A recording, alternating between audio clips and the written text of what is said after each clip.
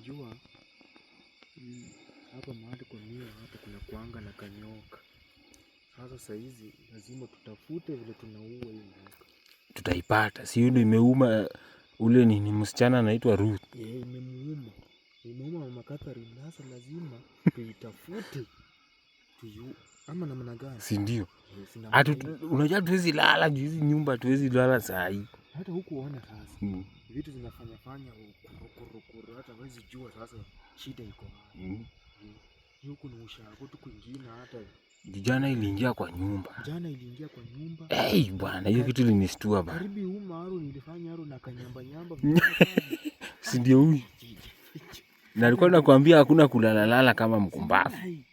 Huku ni wapi? Sasa hadi mtu alale. Si ndio hiyo sasa. Na huku ni 1 month. Hata unaogopa tu sure.